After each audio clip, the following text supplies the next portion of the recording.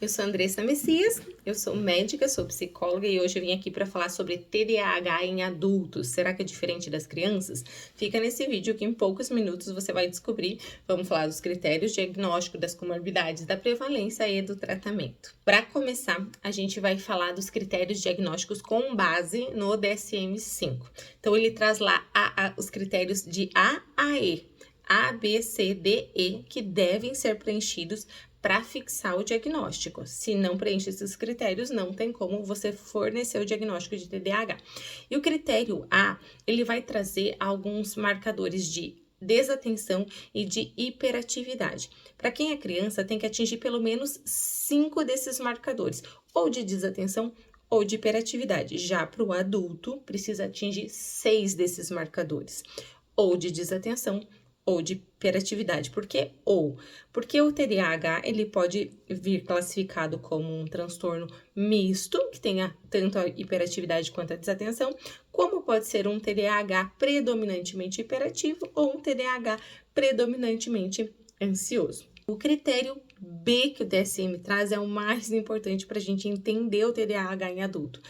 Precisa ter sintomas antes dos 12 anos de idade. Então, se eu pego um adulto para avaliar esse adulto, para ver se ele tem ou não tem TDAH, eu preciso saber da história clínica dele antes dos 12 anos. Se não tem sintomas de TDAH antes dos 12 anos, eu não consigo fechar diagnóstico de TDAH para adultos. O que acontece hoje em dia?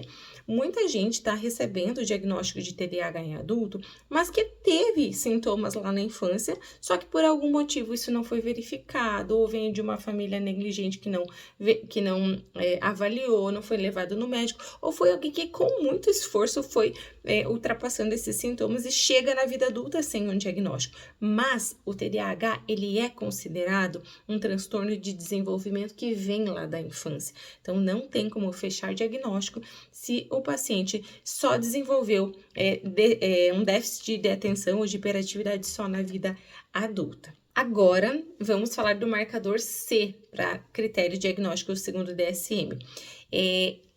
Esses sintomas que o paciente apresenta tem que estar presente em pelo menos 2 dos ambientes. Então, se é na escola, tem que ser na escola e em casa. Se é na faculdade e nas relações sociais. Porque o TDAH, ele é um transtorno global. Então, ele não atinge uma determinada área. Ele não traz dificuldades em apenas uma área da vida do paciente. Então, o paciente só é desatento e só é hiperativo na escola, ou só é desatento, só é hiperativo na faculdade, não fecha critério para TDAH.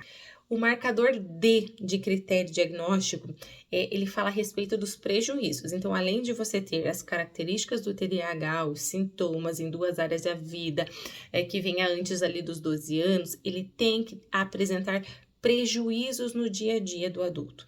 Então, assim, não pode ser um paciente que esteja sem prejuízos. Então, eu tenho sintoma, mas eu não tenho muito prejuízo na minha vida. Não fecha critério para TDAH.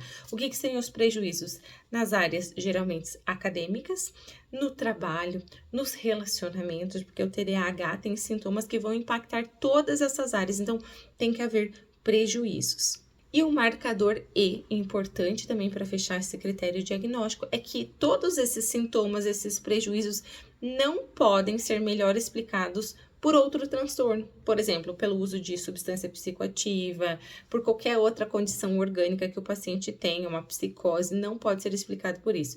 Porque o TDAH, ele é um diagnóstico de exclusão. Agora vamos para os subtipos. O tipo misto, como eu falei para vocês, ele vai ser aquele tipo em que o paciente ele atingiu a pontuação tanto para hiperatividade quanto para desatenção. Então, tem pelo menos 5 marcadores para crianças em hiperatividade e 5 em desatenção, ou 6 para adulto em hiperatividade e 6 para adulto em desatenção. Então, ele fecha o subtipo misto. Já o subtipo desatento é aquele que preencheu o critério diagnóstico de 6 marcadores para adultos ali dentro da desatenção, mas não preencheu todos os critérios para hiperatividade. E assim também acontece no subtipo predominantemente hiperativo, é quando o adulto ele atingiu a pontuação para o subtipo hiperativo, mas não atingiu a pontuação para o subtipo desatento. E no adulto, gente, importante lembrar que diferente das crianças, ele vai ter aquela sensação de inquietude, né? Ele não vai conseguir adiar recompensas, então ele está sempre buscando aquelas recompensas de forma imediata, é intolerante a frustrações, geralmente tem atitudes que são impensadas, são impulsivas, e são pessoas que se frustram facilmente. E uma curiosidade que eu trago aqui para vocês, o TDAH ele não tem um marcador específico que diga é TDAH, mas ele tem algumas associações, por exemplo, com características físicas. Ele está bastante associado ao hipertelorismo. O que é isso? Os olhos bastante afastados. Vou colocar uma imagem aqui para vocês terem uma ideia. Também está bastante associado com o palato bastante arqueado. Essa é uma das características que está associada ao TDAH. Quer dizer que precisa ter isso para ter TDAH? Não, mas é uma associação que foi verificada. A baixa implantação das orelhas também é uma característica que está bastante associada ao TDAH. Atrasos motores, então crianças que andaram mais tarde, por exemplo, que têm uma dificuldade motora, pode estar associada ali futuramente a um TDAH. Também tem alguns fatores de risco para desenvolvimento do TDAH que já são bem estipulados, bem característicos. O baixo peso ao nascer. Então, uma criança que nasce com baixo peso, quanto menor o peso da criança, mais propensão ela tem ao TDAH. Crianças que são prematuras também podem desenvolver o TDAH.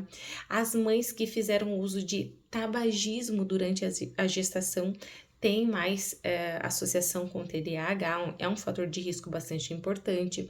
O uso de algumas drogas na gestação. Outro fator de risco que a gente vê muito na prática é os pacientes que têm algum tipo de epilepsia, que convulsionam, né? Tem uma associação quase que direta ali com o TDAH. E para chegar num adulto que tenha TDAH, esse transtorno ele segue um curso. Então ele começa ali na infância, como a gente já falou, tem muita característica de hiperatividade nesse momento e bastante desatenção, mas o que é marcado na infância é a hiperatividade.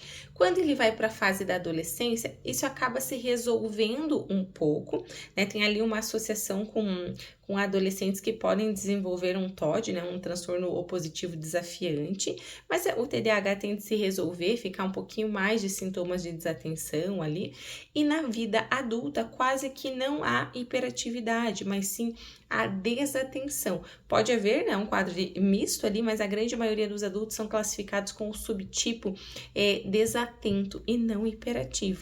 E o TDAH precisa ser tratado, porque ele tem alguns prejuízos e tem algumas coisas que vêm na sequência quando ele não é tratado. O TDAH ele tem maior associação com pensamentos e ideações suicidas.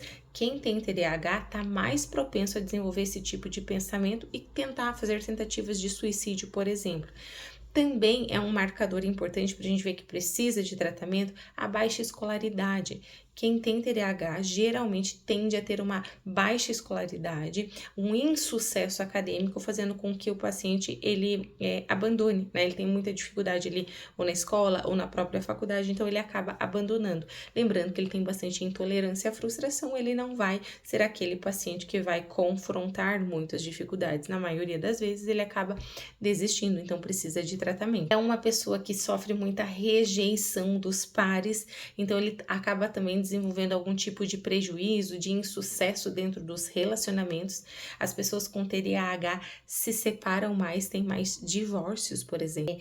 Correm mais risco de sofrer acidentes, né? Então, lesões pela desatenção mesmo, pela hiperatividade que pode acontecer. Então, os adultos que têm TDAH são adultos mais propensos até à morte, justamente por conta da desatenção que acaba levando a algumas lesões, alguns acidentes. E também é um fator que a gente precisa tratar porque o TDAH está bastante vinculado à obesidade e à hipertensão. Por que disso?